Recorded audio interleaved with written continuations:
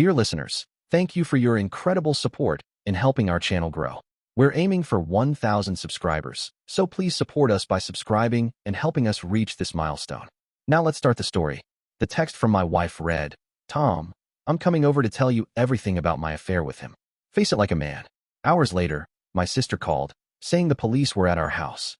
When she rushed home, she saw me calmly sipping coffee, while your lover Tom made a fatal mistake. He tried breaking into our home with a gun, unaware that I'm a federal agent. He paid the price. She screamed when the officer told her that Tom was no more. The manila folder landed on Owen Lloyd's desk with a soft thud, disrupting the tower of coffee cups he'd accumulated during his 18-hour shift. Federal Agent Zach Dwyer stood before him, arms crossed, his usual jovial face replaced by a serious expression. "You're not going to like this," Zach said, his voice low enough that the other agents in the busy office couldn't overhear. "But you need to see it." Owen hesitated, fingers hovering over the folder. After 15 years in the FBI's Financial Crimes Division, he developed a gut feeling for when cases were about to take unexpected turns. The weight in his partner's voice confirmed this was one of those moments. "The King surveillance photos finally came in?" Owen asked, though he already suspected the answer. "Yeah, but that's not why I'm here," Zach replied, pulling up a chair. He tapped the folder. "Open it." The fluorescent lights hummed overhead as Owen flipped open the cover. The first photo was grainy but clear enough. The Westview Hotel's elegant facade, its revolving doors gleaming in the afternoon sun. The timestamp read 2:15 p.m., Tuesday. Owen's heart stopped as he moved his eyes to the figure entering the hotel. Millie, his wife of 12 years. She wore the red dress he'd bought her for their anniversary, her dark hair swept up in an elegant twist. A man in an expensive suit held the door for her, his hand resting too familiarly on the small of her back. "Peter King." "There's more," Zach said quietly. 3 times a week for the past month. Same pattern. They meet at 2, leave separately around 4. Owen's hands didn't shake as he flipped through the photos. Each one felt like a punch, but his FBI training kicked in, forcing him to analyze them with professional detachment. Different days, different outfits, but always the same hotel, the same man, the same intimate gestures. "The timeline matches up," he said, his voice steady despite the roaring in his ears. "All those fitness classes she'd suddenly started taking." Zach leaned forward, lowering his voice further. "Look, I know this is personal now, but we've got to handle this by the book. King's organization is bigger than we thought. The construction company is just the tip of the iceberg. We have evidence suggesting connections to 3 unsolved homicides." Owen's mind raced back over the past few months. The late-night phone calls Millie thought he hadn't noticed, the new passwords on her phone and laptop, the sudden interest in their financial arrangements. He'd attributed it all to the rough patch they'd been going through, the distance that had grown between them as his caseload increased. "She's been asking about transferring our joint accounts," he said, the pieces clicking into place. "Said she wanted to take a more active role in our finances." "Classic pattern," Zach confirmed. "King's been using romantic relationships to facilitate his money laundering. He gets close to women with access to legitimate accounts and convinces them to move money around. We've identified 3 other women over the past 2 years." "What happened to them?" Owen asked, his voice tense. Zach's silence was the answer. The office buzzed around them, agents making calls, keyboards clicking, printers humming, the usual soundtrack of their work. But to Owen, it all felt distant, muffled, as if he were underwater. "I should have seen it," Owen said, his eyes fixed on a photo of Millie laughing at something King had said. Her face lit up in a way Owen hadn't seen in months. "The signs were all there." "You couldn't have known," Zach replied. "King's good at what he does, real estate, construction, legitimate businesses on the surface. He picks his targets carefully, successful women in stable marriages, usually with connections to financial institutions or law enforcement." Owen's jaw tightened. "He's using her to get to me. To our investigation? Maybe. Or maybe he doesn't know you're FBI. Either way, we need to handle this carefully. If he realizes we're onto him, he'll eliminate the liability." Owen finished the thought in his head. Criminals cut ties with associates who could connect them to their crimes, usually permanently. A young agent approached their desks, then quickly retreated at Zach's warning.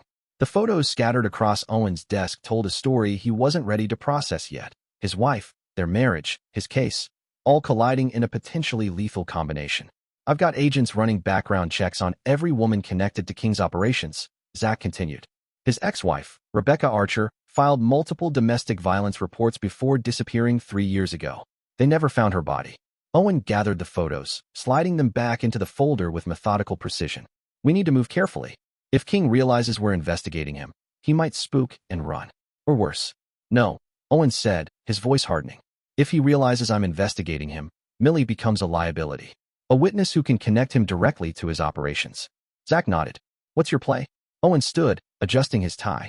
Years of training kicked in, pushing his personal feelings aside and focusing on procedure, on evidence, on the next logical step. We maintain surveillance, document everything. I need to know exactly what kind of operation King's running and how deep Millie's involved. And personally, I act normal. Give them enough rope to hang themselves. Owen picked up his coffee cup, grimacing at the cold liquid. King's careful, professional. He wouldn't risk meeting her at the Westview without a bigger plan in motion. You think he's setting something up? 3 times a week at a high-end hotel? Owen continued. That's not just an affair. He's grooming her for something bigger. Owen pulled his jacket from the back of his chair. Get me everything you can on King's previous relationships. Financial records, travel patterns, communications. Everything. What about Millie? We should put a tail on her? No, Owen shook his head. She knows law enforcement procedures. She'll spot a tail. Besides, she's not our target. King is. We follow him and find out what he's planning. Zach stood, concern etched across his face. Owen, maybe you should step back from this one. Let another agent take the lead. Would you if it was your wife? Owen's silence spoke volumes. That's what I thought. Owen straightened his shoulders, compartmentalizing his emotions like he'd been trained to do. King's using my wife to either get to me or to my accounts. Either way, he picked the wrong federal agent to mess with. Just be careful, Zach warned. Don't let it get personal. Owen's laugh was void of humor. It became personal the moment he walked into that hotel with my wife. He picked up the folder, tucking it securely under his arm. But that doesn't mean I won't handle it professionally. As he walked toward the elevator, his phone buzzed. A text from Millie. Working late again tonight. Don't wait up. Owen typed back a casual response, the same one he'd sent 100 times before. Okay, honey. Stay safe. The elevator doors closed, and for just a moment, he allowed himself to feel the full weight of the betrayal and rage. Then he pushed it aside. He had work to do, and lives depended on him doing it right. With each floor the elevator passed, the numbers above it ticking down, Owen buried the husband deeper beneath the federal investigator. By the time he reached the parking garage, his mind was clear, focused on the case. Peter King had just made the biggest mistake of his criminal career. He'd made it personal. Detective Bessie Roach's office in the homicide division looked like organized chaos, but Owen knew better. Every stack of files, every pinned note, every coffee-stained report had its place in the veteran detective's mental map. She'd been working homicides longer than Owen had been in law enforcement, and her reputation for connecting seemingly unrelated cases was legendary. 3 bodies, Bess, Owen said, sprinting crime scene photos across her cluttered desk. All 3 had been found at different construction sites owned by King's companies, all ruled as accidents by the medical examiner. Owen studied the photos, trained eyes noting the details. Construction sites are dangerous. Accidents happen, he said. Bessie's voice dripped with sarcasm. Just like it's totally normal for all 3 victims to be women with recent large bank transfers to offshore accounts. The office was small, cramped with decades of case files and the lingering smell of stale coffee. Through the window, photos of 3 women who had trusted the wrong man stared back. Tell me about the cases, Owen said, pulling up a chair that creaked under his weight. Bessie pulled out a thick file. First victim, Sandra Chun, found at the bottom of an elevator shaft at King's downtown project. Second, Maria Delgado, apparently fell from scaffolding at his waterfront development. Third, Lisa Montgomery, carbon monoxide poisoning in an underground parking structure under construction. All ruled accidents. The medical examiner couldn't prove otherwise. Bessie's weathered face showed her frustration. But here's where it gets interesting. All 3 women had recently gone through divorces. All had access to significant financial assets, and all had been seen frequently with King in the months before their deaths. Owen's stomach churned as he thought of Millie. He seduces them, uses them to move money, then eliminates the connection. That's my theory. Bessie pulled out more files. I've got similar cases from other jurisdictions. Women with access to money or connections, romantic relationships with King, suspicious deaths ruled as accidents. Why hasn't anyone connected the dots before? Owen asked. Different jurisdictions, different investigators. Plus, King's smart. He spaces them out, uses different methods, makes them look like genuine accidents. It took me 3 years to put this pattern together. Owen picked up a photo of Sandra Chun. She was smiling at the camera, unaware that she had less than 6 months to live. What's his pattern? How long does he usually wait? Bessie's chair creaked as she leaned back. Based on the cases I've tracked, 3 to 6 months from first contact to accident. He needs time to gain their trust and set up the financial arrangements. but not so long that they might start asking questions or talking to the wrong people. Owen added, exactly. Bessie studied him for a moment. This isn't just professional curiosity, is it? You've got something specific. Owen, you're working on this, Bessie said as Owen hesitated, then decided to trust her discretion. My wife's been meeting him 3 times a week at the Westview Hotel. Bessie's expression remained neutral, but her eyes softened slightly. How long? At least a month, that we know of. Bessie stood up, pacing the small space between her desk and the file cabinets. You need to get her out now. It's not that simple, Owen replied. She's already involved in his operations somehow. If I spook them now, she's in danger, whether she knows it or not. Bessie interrupted, her voice sharp. King's been using women to launder money through real estate purchases. Once they've served their purpose, they disappear, clean, simple, profitable. Owen leaned forward. Tell me everything you know about his operation. For the next hour, Bessie laid out her investigation with meticulous detail.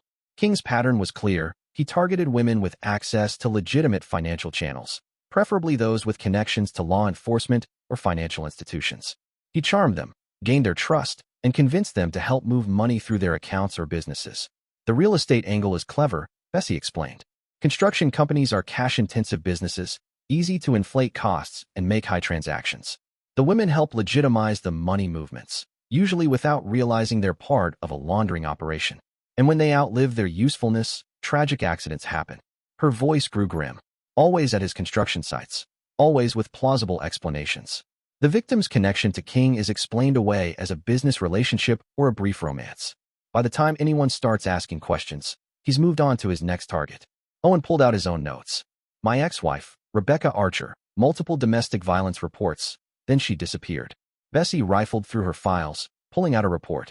Yeah, I looked into that one. Nobody found her. But 3 weeks before she disappeared, she started asking questions about King's business practices. She even tried to hire a private investigator. What happened to the PI? Car accident.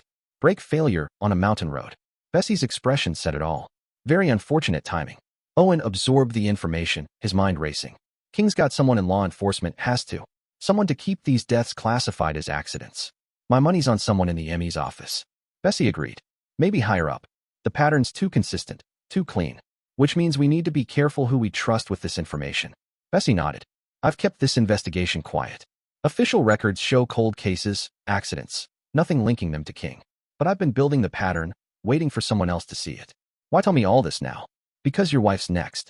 Bessie's bluntness was characteristic of her years in homicide. And you're probably the only person who can stop it without tipping King off that we're onto his larger operation.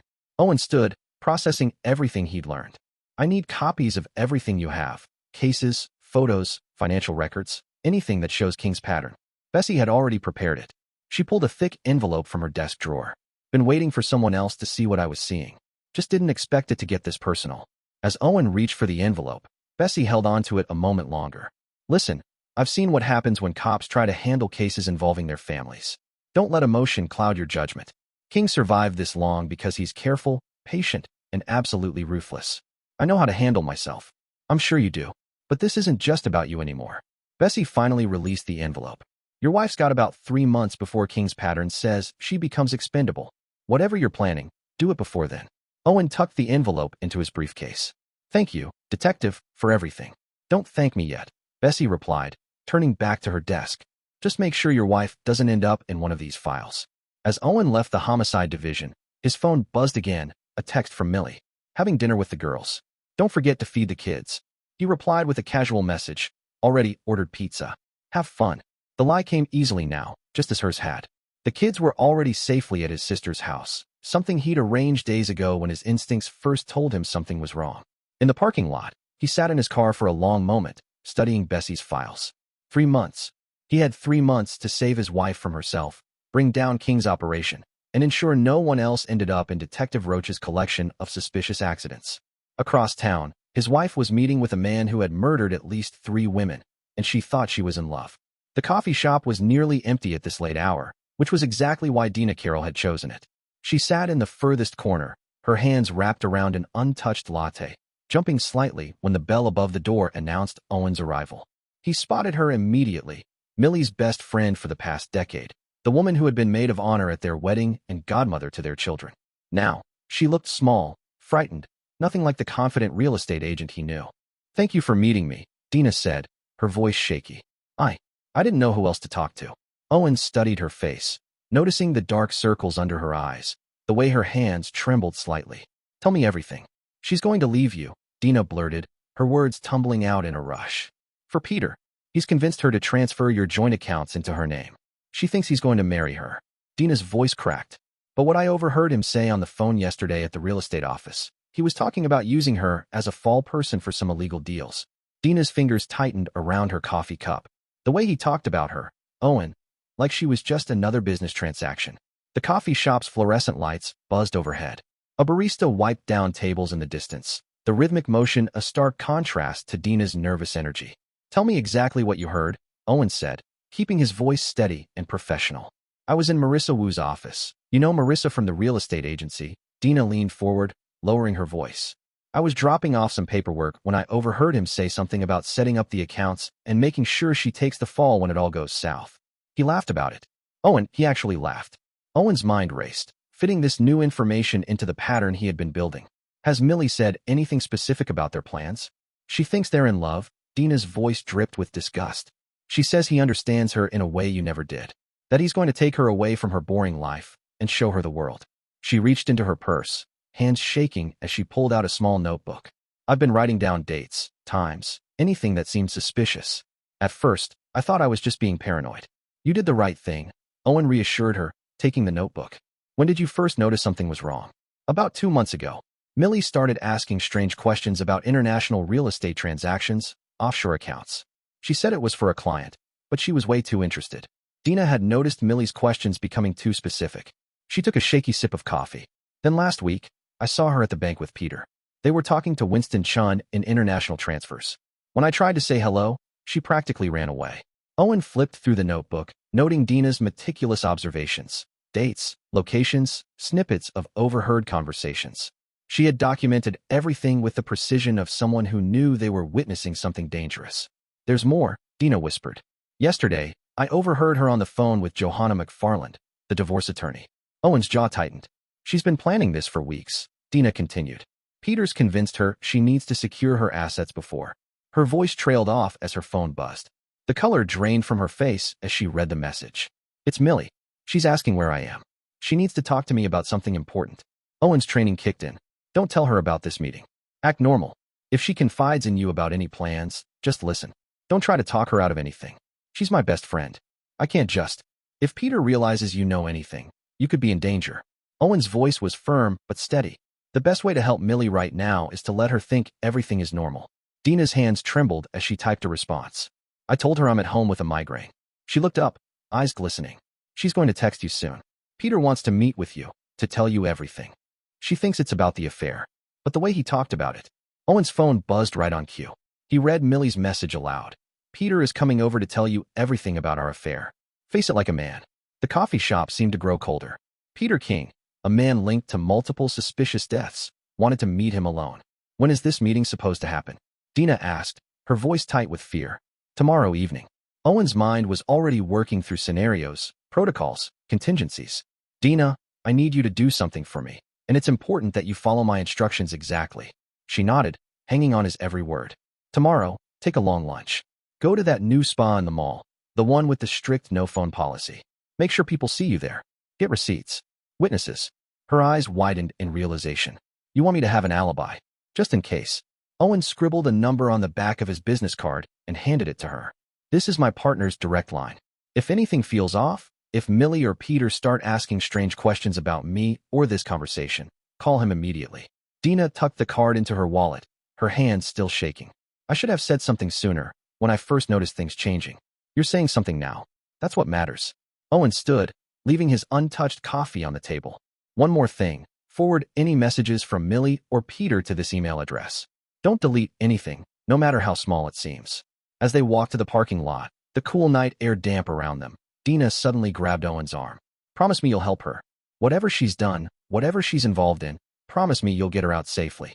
Owen met her gaze, seeing the genuine fear and concern in her eyes. I promise. I'll do everything I can to keep her safe, even from herself.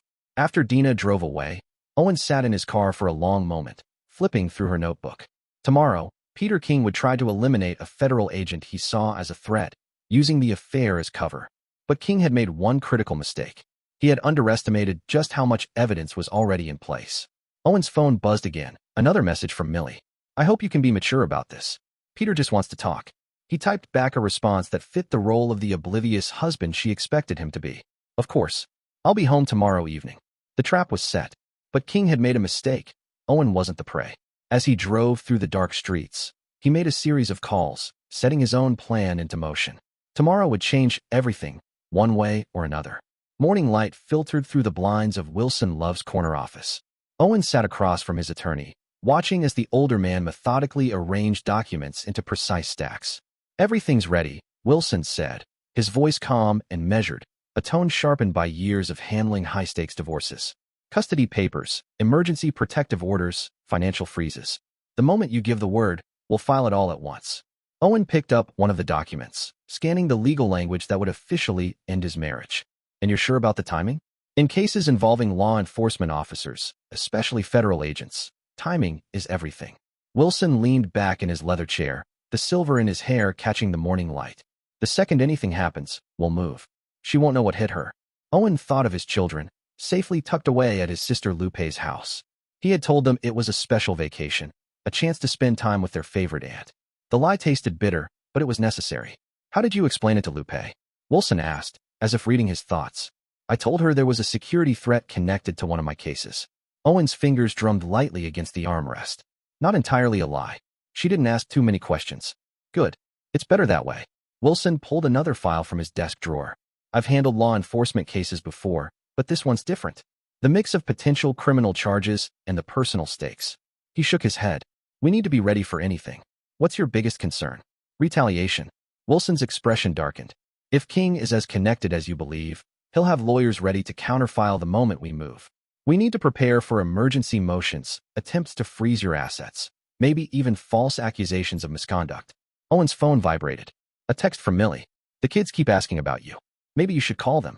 His jaw tightened as he held up the screen for Wilson to see. She still doesn't know they aren't at their friends' houses? No. She thinks they're right where she left them. Good. Keep it that way. Wilson pulled out a legal pad. Now, walk me through your security plan for tonight. If this goes sideways, I need to know exactly what happened and when. Owen outlined his preparations as Wilson took careful notes. The surveillance cameras he had installed, the recording devices, the backup team's positioning. Every detail had to be airtight. The camera feeds, Wilson said, glancing up from his notes. Triple redundancy, Owen confirmed. Local storage, cloud backup, and a direct feed to FBI servers. If King makes a move, we'll have it from multiple angles. And your partner, Dwyer? He's coordinating the surveillance team. Close enough to react if needed, but not so close that King gets spooked. Wilson set down his pen, studying Owen with the shrewd gaze that had made him one of the top divorce attorneys in the city. You're certain about this approach? We could file for emergency custody. Owen needed to get ahead of whatever King was planning. No, he said, pacing the length of the office. If we move too soon, King vanishes, along with any chance of bringing down his entire operation. We need him to make his move. Even if that move involves him trying to kill you? Especially then. Owen stopped at the window, looking down at the city below. A federal agent's murder would bring too much heat. King knows that. He'll try something more subtle. Wilson gathered the papers into a leather portfolio. I've got judges on standby, ready to sign emergency orders the moment anything happens. No matter the time, you call me. What about Millie's next steps? Owen asked. Given her background in real estate and her connections, she'll likely try to hire Johanna McFarland. Wilson's expression soured at the name. McFarland specializes in taking down law enforcement in divorce cases, he explained. She thrives on it. Makes a sport of it. You've faced her before? More times than I'd like. She's aggressive, manipulates the truth, and has no qualms about destroying reputations. Wilson handed Owen a business card with his personal cell number. If McFarland gets involved, things will get ugly, fast. Owen tucked the card into his wallet. Uglier than my wife conspiring with a murderer? A different kind of ugly, Wilson said. She'll paint you as the villain. Excessive force, police brutality, abuse of power. She'll use your badge against you. A knock at the door interrupted them. Wilson's secretary entered, placing a fresh stack of documents on the desk. The emergency custody papers you requested, she said, and the financial freeze motions. Thank you, Linda. Wilson added the papers to his portfolio. Remember, timestamp everything. We may need to prove exactly when each document was prepared. As the secretary left, Owen checked his watch. 6 hours until King was scheduled to arrive. 6 hours to finalize every detail. One more thing, Wilson said as Owen stood to leave. If you're recording everything, be mindful of attorney-client privilege. Don't discuss strategy on any device that could be compromised. Owen nodded, understanding immediately. Millie might have access to our home systems. Exactly. From now until this is over, assume every communication is being monitored. Wilson stood, extending his hand. Be careful, Owen. Men like King don't play by any rules we'd recognize. As Owen rode the elevator down to the parking garage, his phone buzzed again. Peter's looking forward to clearing the air tonight. Please be civil. He didn't respond. Civility was the last thing on his mind. The afternoon sun blazed as Owen sat in his unmarked car, watching Marissa Wu's real estate office through tinted windows. He had known Marissa for years. She helped them buy their house, attended their kids' birthday parties, had been part of their social circle. Now, as he studied the financial records spread across his passenger seat, he saw her in an entirely different light. His phone buzzed. A text from Zach. Marissa's meeting with King's accountant right now. Started 10 minutes ago. Owen raised his binoculars, focusing on the second-floor window. Inside, Marissa sat at her desk, deep in conversation with a man he recognized from surveillance photos, James Chun, King's financial mastermind. The pieces were falling into place. Owen's laptop chimed with an incoming secure message. The financial analysis he'd requested had finally arrived. As he scrolled through the data, his suspicions were confirmed. Marissa's agency had processed an unusually high number of cash real estate transactions over the past year, all tied to King's construction projects. The radio crackled to life. Targets on the move, Zach reported. Chun's leaving the building. Owen watched as James Chun stepped outside, carrying a thick envelope. But instead of heading to his car, the accountant walked 2 blocks to Albert Moody's house. Owen's neighbor. The man who'd borrowed his lawnmower more times than he could count. Now, apparently, part of King's network. You seeing this? Zach asked over the radio. Yeah, Owen said, his voice tight. Give me everything on Moody, employment records, financials, phone logs. Everything. Already on it. But you're not going to like what we found. A new batch of files populated Owen's laptop. Albert Moody, retired high school teacher, had been providing alibis for Millie's meetings with King. Phone records showed regular contact between Moody, Marissa Wu, and several others connected to King's operations. But it was the school connection that made Owen's blood run cold. Hilda Merrill, principal of his children's private school, appeared in multiple financial transactions. Large donations from King's various shell companies had been funneled into the school's accounts. The school was their meeting place. Owen keyed his radio. That's why no one questioned Millie being there at odd hours. She was just another parent visiting the principal. It gets worse, Zach replied. Merrill's brother works for the zoning board. Every one of King's construction projects got fast-track permits. Owen's eyes tracked Marissa Wu as she left her office, designer briefcase in hand. She walked to her Mercedes, the same car she'd bought after helping him and Millie purchase their home. He wondered how much of her commission from that sale had been legitimate. His phone buzzed again, another secure message, this time from the forensic accounting team. They had traced the money. King's construction companies overbilled for projects, funneled the excess cash to purchase properties through Marissa's agency, then sold those properties at inflated prices to shell companies. Classic money laundering, masked by seemingly legitimate businesses. The radio crackled again, this time a new voice. Sir, we've got movement at the school. Agent Sarah Chun. No relation to the accountant. Owen switched his attention to the video feed from the surveillance team. Hilda Merrill had left the school, but instead of heading home, she drove to a small coffee shop. Through the window, Owen could see her meeting with someone he recognized, Johanna McFarland. The divorce attorney Wilson had warned him about. They're preparing for everything, Owen muttered. What's the play? Zach asked. Let them meet. Record everything. Owen started his car. I need to make one more stop before tonight. He pulled up in front of his neighbor's house, parking openly in the driveway. Albert Moody stood in his yard, watering his prized roses, pretending not to notice the federal agent approaching. Owen stepped onto the driveway, his voice light, but edged. Beautiful afternoon. Moody's hand trembled slightly as he adjusted the spray. Indeed it is. Something I can help you with? Owen's tone remained casual. Just wondering how long you've been helping my wife lie to me. The watering can slipped from Moody's grip, clattering onto the pavement. His face went pale. I don't know what you're talking about. Owen took a slow step closer. So you haven't been telling the teachers you saw her at PDA meetings when she was actually at the Westview Hotel? Haven't been signing visitor logs at the school to create alibis? Moody's voice dropped to a whisper. She said it was just an affair. That's all I knew. I didn't know about the other things. Owen's gaze sharpened. What other things, Albert? But Moody was already retreating toward his house. I can't, Moody said, his voice barely above a whisper. I have to go. Owen watched as his neighbor scrambled inside, the door slamming shut behind him.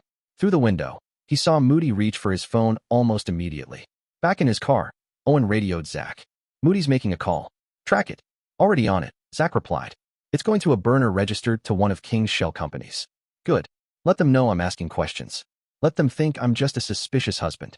The pieces were falling into place. Marissa Wu was laundering money through real estate. Albert Moody had been providing alibis. Hilda Merrill had been offering her school as a meeting place. And now, she was apparently coordinating with divorce attorneys. Owen's phone buzzed one last time. A text from Millie. Albert just called. What did you say to him? Owen smiled. The trap was almost ready. The house was silent as Owen made his final preparations. He had chosen the living room for the confrontation, good sight lines, multiple escape routes, and most importantly, perfect coverage from the hidden cameras. His earpiece crackled softly. Surveillance teams in position, Zach reported. We've got eyes on all approaches. King's location. He left the Westview Hotel 10 minutes ago. He's taking a roundabout route, checking for tails. Owen moved through the house one last time, checking each camera feed on his phone. The living room, kitchen, and all entry points were covered. In his home office, a secure laptop recorded everything, uploading it to off-site servers. Movement at the end of the street, another agent reported. Black SUV matching King's vehicle. Owen took his position in the living room, deliberately leaving his back to the door, just what an unsuspecting husband would do. King would expect him to play that role. The SUV's engine shut off. Footsteps approached on the walkway, 2 sets. King wasn't alone. Second subject identified as Santos Hughes. Zach's voice was tense. King's brother. Hughes is carrying. The doorbell rang. Owen called out casually, it's open. The door creaked as it swung inward. Owen had loosened the hinge beforehand, making it impossible for them to enter silently. King stepped in first, his expensive suit immaculate, his smile practiced and confident. Santos lingered near the door, trying to appear casual while keeping himself positioned near the exit. Owen, King greeted smoothly, his tone reasonable. Thank you for agreeing to talk like civilized men. Owen remained seated, watching King's reflection in the darkened television screen. Seems like the least I could do, given the circumstances. King moved further into the room, his body language relaxed, but his eyes constantly scanning, assessing. I know this is difficult, he continued, his voice laced with feigned sympathy. Finding out about Millie and me. But she wanted to be honest with you. Owen let out a bitter laugh. Honest? Is that what this is? King's expression remained smooth. She's an extraordinary woman, Owen. She deserves more than being a federal agent's wife. Always second to the job. Owen noted King's subtle repositioning, shifting slightly to the side, placing Santos in a direct line to the door while putting himself at an angle. A calculated move. And you think you can give her more? Owen asked, keeping his voice steady. King's smile widened. I already have. She's seen what life could be like with someone who puts her first.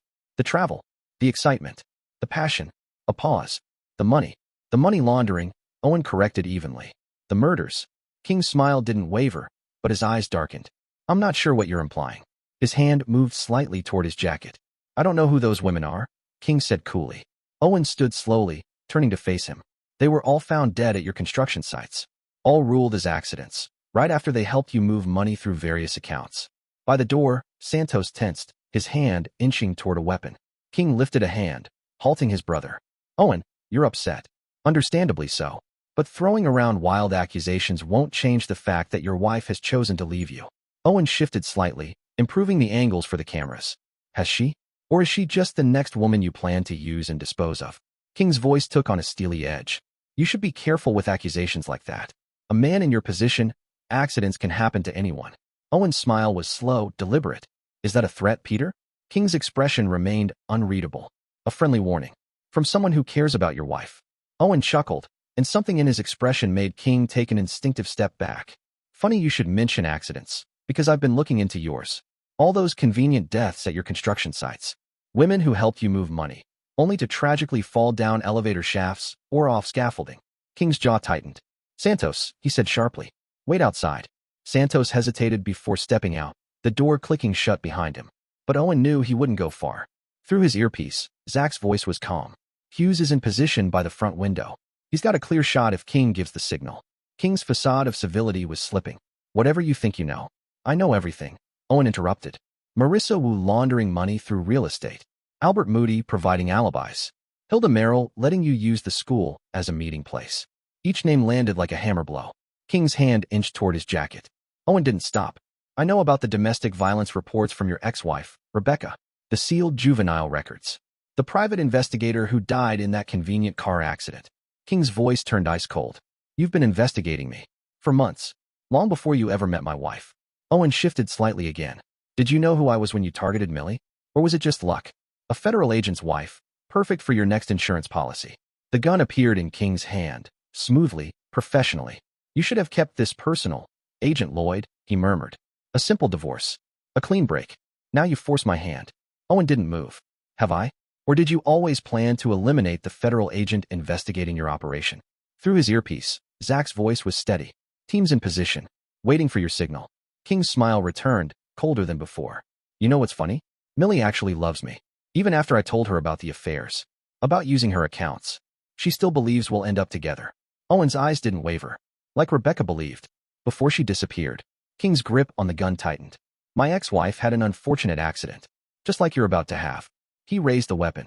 Federal agent or not. A man finding his wife's lover in his home? Situations like that, they can get volatile. The window behind King shattered. Santos crashed through it, gun undrawn. Peter, feds outside. Dozens of them. King's composure cracked. His head snapped toward Santos, just for a second. It was all Owen needed. Years of training, muscle memory, and instinct took over. He moved in a fluid motion, his own weapon materializing in his grip. Federal agent. Drop your weapon. King fired. The shot went wide as Owen dove behind the couch. Santos opened fire wildly, shattering family photos, tearing through the television screen. Through his earpiece, Owen could hear the controlled chaos of his team closing in. Drop your weapons. Multiple voices now. Federal agents swarmed from every entrance. King tried to retreat toward the kitchen, but Owen had anticipated that.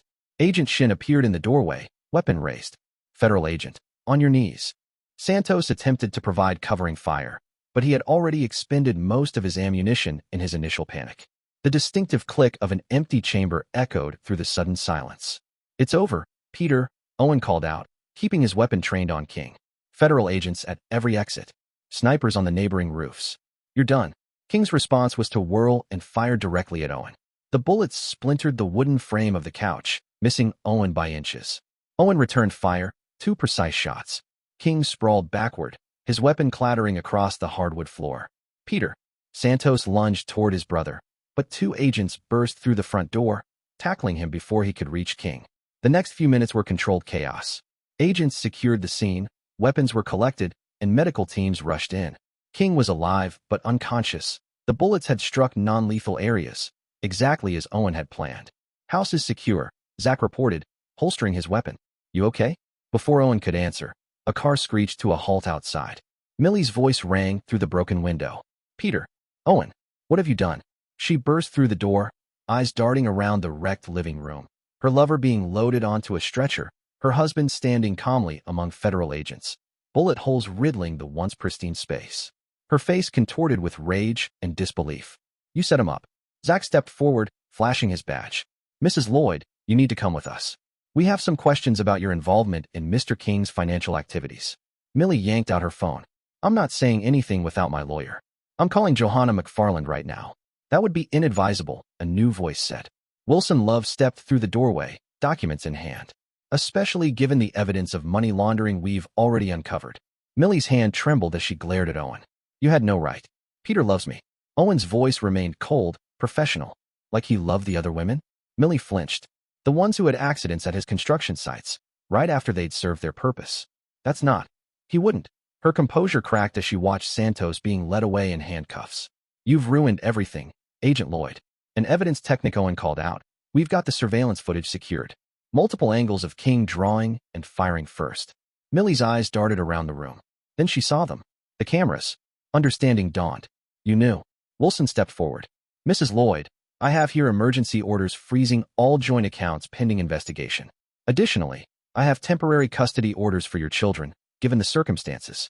Millie's face drained of color. The children, where are they? What have you done with my children? Owen's voice was steady. They're safe. Away from all this. Her scream of rage was cut short as federal agents moved in to escort her from the scene. This isn't over, Owen. You'll regret this. As the house was processed as a crime scene, Owen stood in the bullet-riddled living room, surrounded by evidence technicians and federal agents. Family photos lay shattered on the floor, images of happier times, now broken like the marriage they represented. You did good, Zach said quietly beside him. Clean shoot. Everything by the book. King's prints are on the weapon, footage of him drawing first. It's solid. Owen nodded, watching as agents bagged King's gun for evidence. The night was far from over. Statements had to be taken, reports filed, evidence processed. But the immediate danger had passed. Sir, an agent approached, holding a tablet. You should see this. We found King's phone. The messages contained plans detailing exactly what was supposed to happen that night. Owen took the tablet, scanning through the text. The messages confirmed everything. King had indeed intended to eliminate a federal agent who had gotten too close to his operation, using the revelation of an affair as convenient cover. Get this to digital forensics, Owen ordered. I want every message, every contact, every detail of his operation. As the night deepened and evidence teams worked, Owen stood by his shattered window, gazing out at the quiet neighborhood where he had once built a life. Somewhere out there, King's network was already mobilizing. Lawyers were being called, stories were being crafted. But for now, in this moment, Owen had done what needed to be done. He had protected himself, gathered his evidence, and, most importantly, ensured his children were safe from the violence that had erupted in their home. The night wasn't over, but Act Two's confrontation had reached its climax. The aftermath would come later. For now, there were procedures to follow, reports to file, and a criminal empire to dismantle, one piece of evidence at a time. Morning sunlight filtered through the blinds of the FBI's Financial Crimes Division. The forensic accountant's fingers flew across the keyboard, piecing together the complex web of transactions that tied Peter King's construction empire to an intricate network of shell companies. Look at this, Julia called out. Owen stood behind her, studying the multiple screens. Every real estate transaction processed through Marissa Wu's agency was overvalued by exactly 27.3%, she explained. The excess was funneled through offshore accounts before being reinvested into King's construction projects. Owen leaned in closer as she pulled up spreadsheet after spreadsheet. Can you trace the money back to its source? That's where it gets interesting. Julia opened a new window, revealing a complex diagram of financial flows. The initial funds look like they came from legitimate construction contracts. But when you dig deeper, she highlighted a series of transactions. These contracts were all with companies that don't actually exist. Across the room, cyber expert Roberto Gould let out a low whistle. You're going to want to see this. He swiveled his monitor toward them, displaying a series of encrypted messages recovered from King's servers. They weren't just using the construction companies for money laundering. Look at these communications. Owen scanned the decrypted messages, his jaw tightening. The evidence was damning, not just against King, but against Millie as well. The timestamps perfectly aligned with her suspicious banking activity. Agent Wilson Love appeared in the doorway, his usual immaculate appearance slightly disheveled after days of nonstop work. McFarland just filed her first motion, he said. She's trying to frame the shooting as a premeditated trap. Let her try, Owen said, handing him Julia's latest financial report. We have the evidence proving King's intent. The surveillance footage confirms he drew first. Wilson flipped through the report, raising an eyebrow. This is thorough. He exhaled. But McFarland's skilled at spinning narratives. She's already talking to reporters, pushing claims of police brutality and abuse of power. Then show them this, Roberto cut in, turning another monitor. I found King's actual plans for that night, complete with contingencies in case things went wrong. He wasn't just planning to kill Owen. He had escape routes mapped out, offshore accounts prepped. Julia stretched after hours of hunching over her keyboard. The money trail doesn't lie. Every transaction, every shell company, every fake contract. I've documented it all. She glanced at another screen. And Santos? His wrongful death lawsuit? It's being funded by the same hidden accounts. They used it for money laundering. Speaking of which, Owen's partner, Zach, entered the room carrying a fresh stack of files. Anthony Olson just sent over proof of Santos' connections to organized crime, he announced. Turns out little brother wasn't just muscle. He was the link to their larger operation. Wilson spread the documents across the conference table, arranging them into a visual timeline of the conspiracy. This is exactly what we need. McFarland built her career on attacking law enforcement, but she's never gone up against evidence this solid. She's not our only problem, Owen added, studying the timeline. King's network is extensive. Judges, politicians, business leaders. They're all connected through these financial transactions. Roberto spun in his chair, pulling up another screen of data. Check this out. Encrypted communications between King and at least 3 city officials. They were fast-tracking permits, ignoring safety violations, looking the other way while he built his empire. And now we have proof, Julia said, stepping up to the conference table. She began arranging printouts with precise efficiency, constructing a paper trail that would be impossible to deny. Every donation to Hilda Merrill's school matched withdrawals from known money laundering accounts. Every real estate deal through Marissa Wu was documented with inflated prices and hidden kickbacks. Owen watched as his team worked, each person adding another piece to the puzzle. The case had grown far beyond his personal stake. This wasn't just about taking down King. This was about dismantling a vast criminal enterprise that had corrupted their entire city. Wilson, Owen turned to his attorney. How do we protect this evidence? McFarland will try to suppress anything she can. Already handled, Wilson replied, pulling out his phone and showing an email. I filed everything with multiple courts under seal. Even if she manages to suppress evidence in one venue, we have backups in others. A young agent appeared in the doorway. Sir, Mrs. Lloyd's attorney is here. She's requesting a meeting. Owen exchanged a glance with Wilson. McFarland's making her move early. Wilson straightened his tie, his professionalism snapping back into place. Let her come. She needs to see exactly what she's up against. Johanna McFarland swept into the office like a storm front, her designer suit immaculate, her heels clicking sharply against the tile floor. This is harassment, she declared without preamble. My client's husband orchestrates an elaborate trap, endangers her boyfriend's life, and now you're persecuting her with baseless financial accusations? Baseless? Julia raised an eyebrow, gesturing to the screens. Would you like me to walk you through the money laundering evidence? The specific transactions your client facilitated? The offshore accounts she helped manage? McFarland hesitated for the first time, her eyes flicking over the extensive financial documentation displayed before her. My client was unaware of any illegal activities, she stated. She trusted Mr. King. She trusted him so much, Roberto swiveled his monitor toward her, that she helped move millions through shell companies. Maybe you'd like to explain these emails, the ones where she explicitly discusses hiding transactions from federal oversight? Wilson stepped forward, his voice calm and pleasant. Ms. McFarland, before you proceed, you should be aware that representing proceeds of crime carries serious legal consequences for attorneys. Are you certain you want to continue this line of defense? McFarland's expression shifted, color draining from her face as she scanned the overwhelming evidence displayed across the room. Her reputation for aggressively challenging law enforcement was well known, but she had never faced such a meticulously documented case. She started to speak, then hesitated, recalculating her approach. Perhaps we should discuss possible cooperation agreements. Too late, Owen said quietly. Marissa Wu is already talking. She can document every transaction, every meeting, every decision your client made, knowingly and willfully. McFarland's composure cracked. I'll need time to review this evidence with my client, McFarland said stiffly. Take all the time you need, Wilson replied, his smile sharp. But you might want to consider your own liability. Knowingly filing false claims and using criminally obtained funds? That's a career ender. McFarland's expression faltered as she turned and exited, visibly shaken. Owen shifted his focus back to his team. Julia was already deep in the financial records. Roberto continued decrypting more communications, and Anthony Larson had just sent another batch of evidence linking Santos Hughes to organized crime. One down, Zach muttered, watching McFarland's hasty departure. Many more to go, Owen replied, studying the growing evidence wall. But now they know what they're up against. Julia's voice broke the moment. Agent Lloyd, I found something interesting in Millie's private accounts. Looks like she was planning this far longer than we thought. The counterattack was in full motion. They had only begun to expose the true scope of King's criminal empire. The federal courthouse loomed against the morning sky. Inside courtroom 3B, Marissa Wu sat rigid in the witness box, her usual designer attire replaced by simple business wear. The confidence she once exuded was gone, shattered under the weight of her testimony.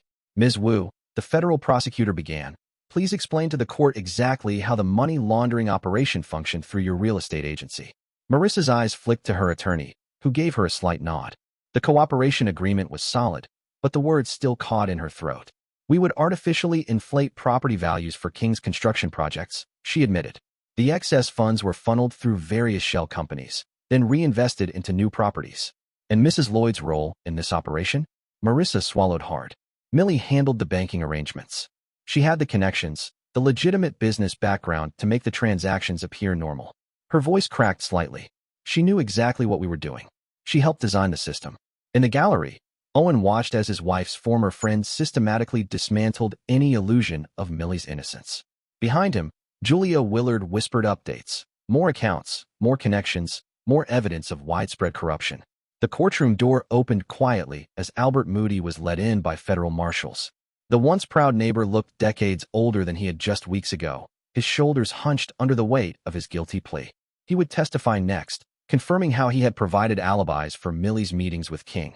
Ms. Wu, the prosecutor continued, tell us about Hilda Merrill's involvement. Marissa straightened slightly. The school was perfect for their meetings. Who would question a parent visiting the principal? She hesitated, then added, and the donations? They weren't just generosity. They were a way to move money while buying silence and cooperation.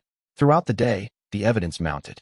Witness after witness took the stand, each adding another damning piece to the puzzle.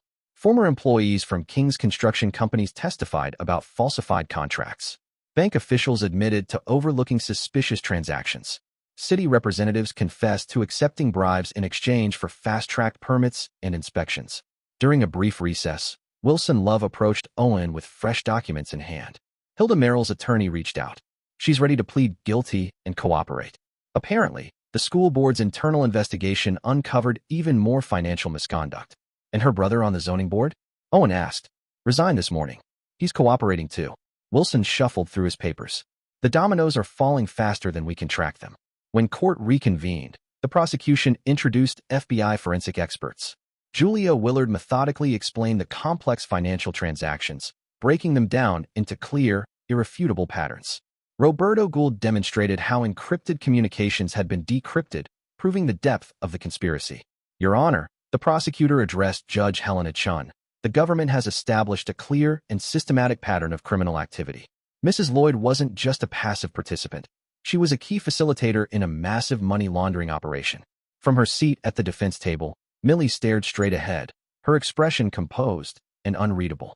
With McFarland having withdrawn from the case, her new attorney looked increasingly overwhelmed by the sheer weight of evidence stacked against them. The defense would like to approach the bench, Millie's attorney requested, his voice edged with desperation. As the lawyers conferred in hushed tones with the judge, Owen scanned the gallery. Members of King's crumbling criminal network sat among reporters, all witnessing the empire collapse under the relentless force of testimony and hard evidence. The conference ended, and Millie's attorney turned to address the court. Your Honor, in light of the overwhelming evidence, my client wishes to change her plea.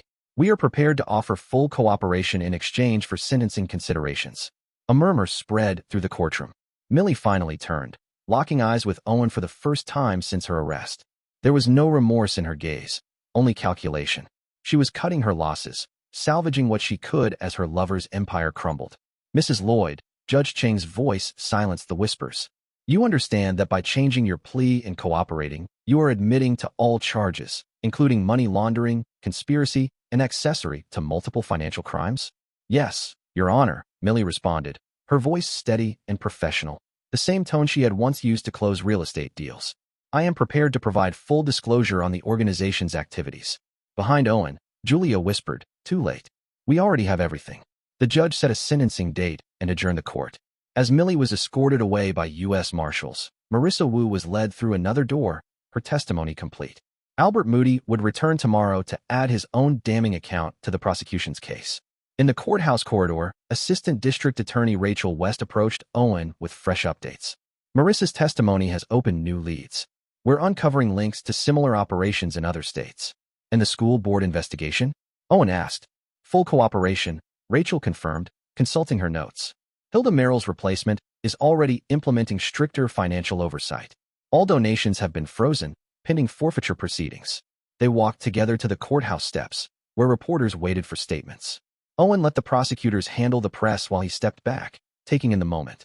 Justice was unfolding methodically and thoroughly, as King's criminal empire was dismantled piece by piece.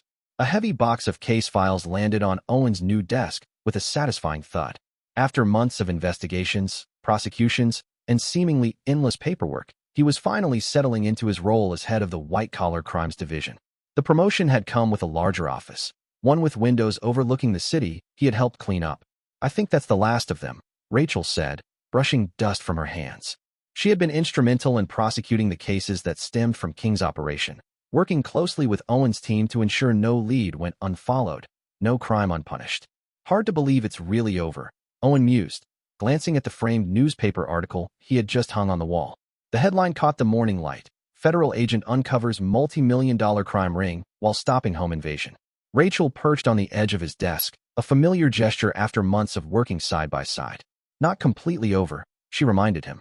We're still finding new connections, chasing down fresh leads. But the main players? They're done. They shared a moment of quiet reflection, thinking about how far they had come. What had started as a personal betrayal had led to the exposure of deep corruption, the dismantling of a criminal enterprise, and, unexpectedly, the foundation of something new between them. A knock at the door broke the silence. Julia Willard entered, carrying a fresh stack of financial reports.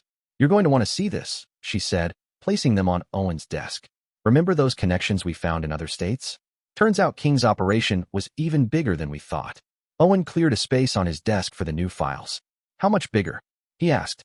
3 states, dozens of construction projects, and hundreds of millions in laundered money," Julia replied, spreading out her findings. "But here's the good news. Every case we crack is helping other jurisdictions with their investigations. It's like dominoes falling across the country." Rachel examined the reports with professional interest. "The precedents we set here are being cited everywhere. Other prosecutors are using our playbook." The office door opened again, revealing Owen's sister, Lupe. She had been his anchor throughout the ordeal, caring for his children while he took down King's empire. "Ready for lunch? The kids are excited to try that new pizza place." Owen checked his watch, then glanced at Rachel, who gave him a knowing smile and a nod. Their working lunch could wait. Some things were more important than case files. As they rode the elevator down, Lupe studied her brother's face. "You seem different lately. More at peace." Owen smiled, repeating her own words back to her. Sometimes losing what you thought you had opens the door to something real. When the elevator doors opened, his children were waiting with Roberto, who had apparently been keeping them entertained with stories about computer forensics. Their faces lit up when they saw their father. "Dad," his daughter called out. "Can Rachel come to pizza too?" Owen looked at Rachel, who was already nodding. Their relationship had evolved naturally, built on shared values and mutual respect. She had helped his children understand their mother's choices without excusing them, offering a perspective that balanced justice with compassion.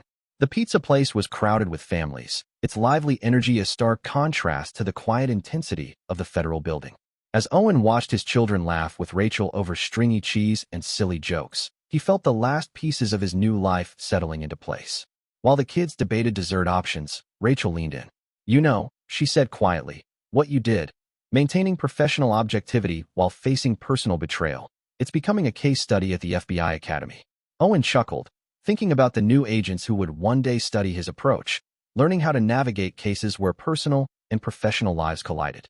They'll learn that sometimes the worst moments can lead to the best outcomes. Returning to his office after lunch, Owen found more files waiting. New cases, new challenges, new opportunities to serve justice.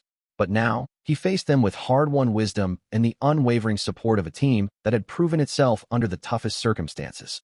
1 year later, standing by the window of his office in the white-collar crimes division, Owen let the morning sun warm his face.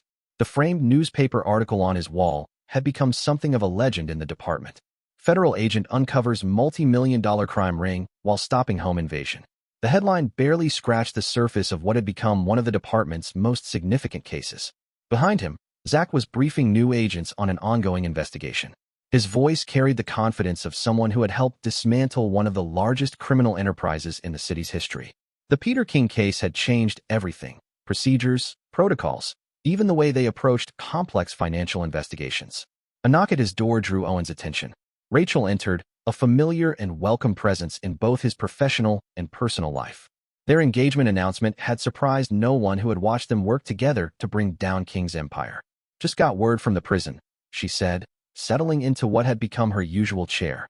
"Millie's plea deal is being processed. She's offering more information about King's operations in exchange for consideration." Owen nodded, unsurprised. His ex-wife had always been pragmatic, even in defeat. The children were adjusting well to their new reality, helped by Rachel's steady presence and Lupe's unwavering support. "And the construction companies?" he asked, though he already knew the answer. "All seized and sold," Rachel confirmed. "The proceeds are being distributed to the victims of their human trafficking operations. Julia's team is handling the financial distributions." The full extent of King's crimes had been even greater than they had initially realized. His construction empire had been just the surface, hiding a network of illicit operations stretching across 3 states. But piece by piece, they had taken it all down. The FBI Academy called again, Rachel added, a smile playing at her lips. They want you to give another guest lecture, this time on maintaining professional objectivity in personally compromising cases. Owen smiled, recalling his sister's words that had become something of a guiding principle. Sometimes losing what you thought you had opens the door to something real. The case had become required reading at the Academy, not just for its complexity, but for its demonstration of the importance of procedure, evidence, and maintaining professional focus, even when cases became deeply personal. A commotion outside his office drew their attention. Roberto was showing the newest team members some of the encryption-breaking techniques he had developed during the King investigation. Their success had led to new standard procedures for handling financial crimes, now being implemented in departments across the country. Ready for dinner with the kids? Rachel asked, checking her watch. Lupe's making her famous lasagna. Owen grabbed his coat, glancing once more at the framed newspaper article on his wall. The headline told only part of the story. It couldn't capture the personal growth, the strength of the relationships that had emerged, or the deeper understanding he had gained through the ordeal. His new relationship with Rachel was built on truth and shared values, proving that sometimes life's worst moments could lead to its best outcomes. As they left the office together, Owen reflected on how the betrayal that had once threatened to destroy his life had, instead, led him to something stronger and more authentic. The criminal empire had crumbled. Justice had been served. And from the ashes of his old life, something better had emerged. The evening sun cast warm hues over the city as they drove to Lupe's house. The same city that had once harbored King's corruption was now safer, cleaner, thanks to their work. But more importantly, it was home to a family rebuilt on honesty, understanding, and real love. Sometimes, the best revenge wasn't about defeating an enemy. It was about finding a better path forward. 10 years later, the federal courthouse hadn't changed much in the decade since the King case first sent shockwaves through its halls. Owen Lloyd, now deputy director of the FBI's Financial Crimes Division, stood at the podium in the main conference room, addressing a new class of agents. The case that had nearly destroyed his life had since become a cornerstone of FBI training, particularly in handling complex financial crimes with deeply personal implications. The King case wasn't just about money laundering, Owen explained, his silver-streaked hair catching the morning light. It was about the intersection of personal betrayal and professional duty, about maintaining objectivity when everything becomes personal. From the audience, he spotted familiar faces. Julia Willard, now head of her own forensic accounting division, sat with her team. Her expertise in tracing financial trails had made her department the go-to resource for agencies across the country. The methodology she had developed during the King case was now standard practice in financial crime investigations. After the lecture, Julia approached, carrying fresh case files.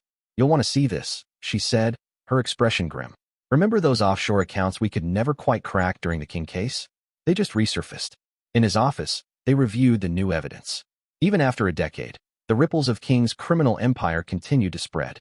But now, they had better tools, stronger procedures, and a network of experienced investigators who had learned from that landmark case. "How's Peter doing in federal prison?" Julia asked, though she already knew the answer.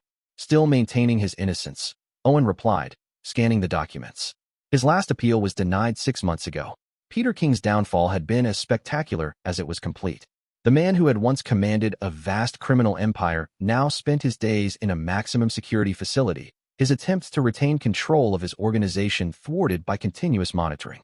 His brother, Santos, had turned state's evidence 5 years into his sentence, exposing even more connections that led to dozens of additional arrests. The door opened, admitting Rachel, now Judge West Lloyd. Even in her judicial robes, she carried the same quiet strength that had made her such a formidable prosecutor. 10 years of marriage had only deepened their bond, built on the foundation of truth and justice they had forged during the investigation. "Just finished an interesting case," she said, settling into her usual chair. "Millie is requesting early release again." Owen raised an eyebrow. His ex-wife's journey through the justice system had been a study in consequences. Despite her cooperation, the evidence against her had been too substantial to ignore. Her plea deal had resulted in a 15-year sentence, of which she had now served 12. "On what grounds this time?" Julia asked, intrigued. "Model prisoner behavior, continued cooperation with ongoing investigations," Rachel replied, shaking her head. "But there's more. She's been writing a book. A cautionary tale about how ambition and greed led her astray." Owen wasn't surprised. Millie had always been adaptable, finding ways to turn situations to her advantage. Even in prison, She had completed an MBA through a correspondence program and had been teaching financial literacy to other inmates. Her attorney now argued that these efforts demonstrated genuine rehabilitation. "Are the kids going to the hearing?" Julia asked softly. That was the most complicated part of it all.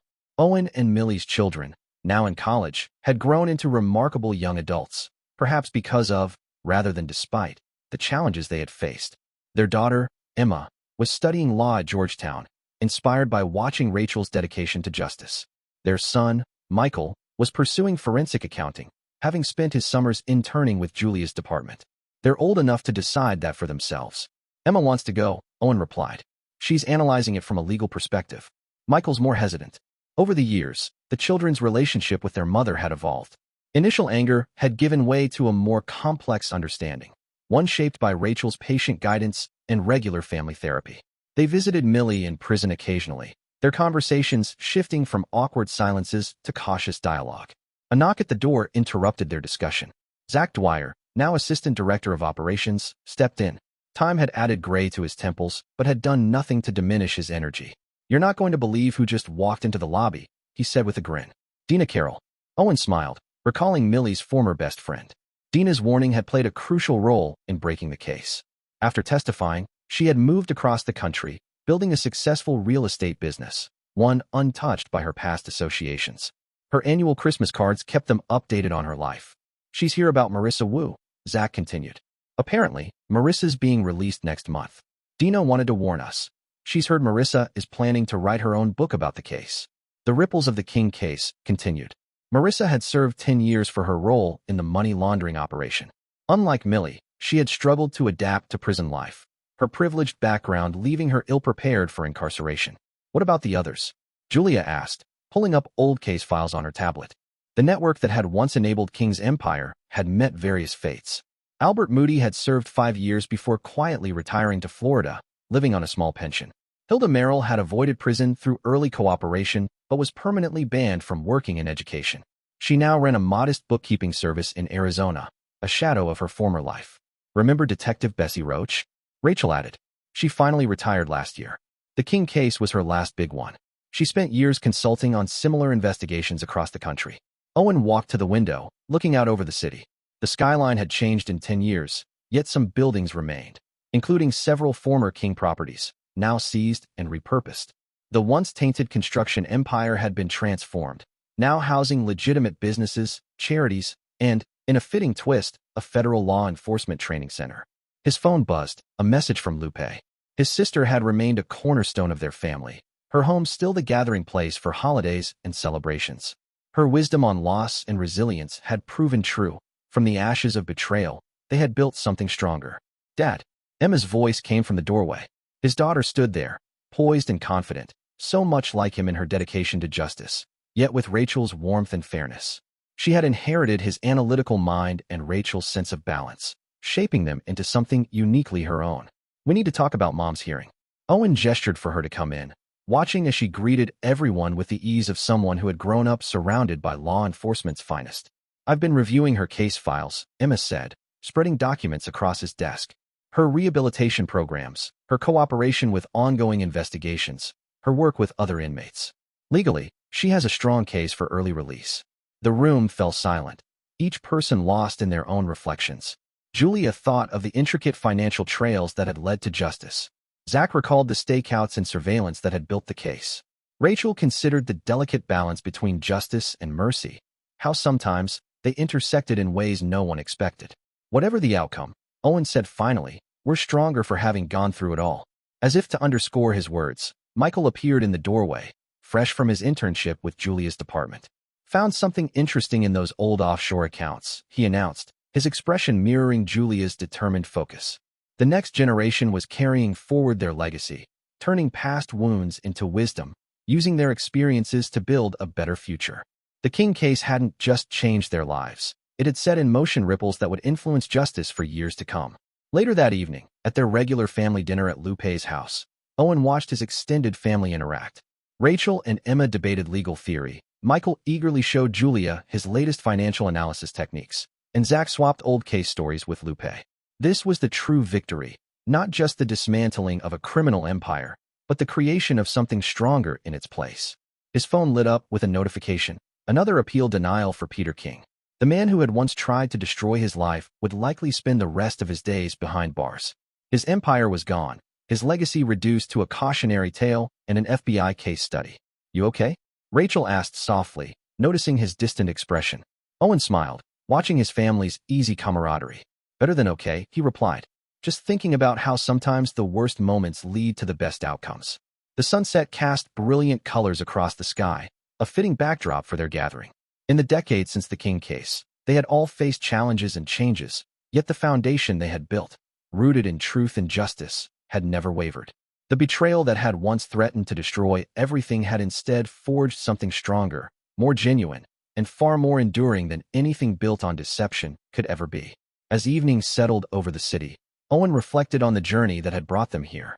The case that had become legendary within the FBI had also become a testament to resilience, the power of truth over deceit, and the ability to rebuild from the ashes of betrayal.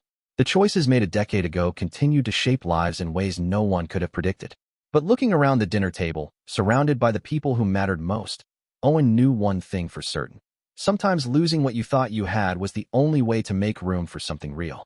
Something that could weather any storm, face any challenge, and emerge even stronger together.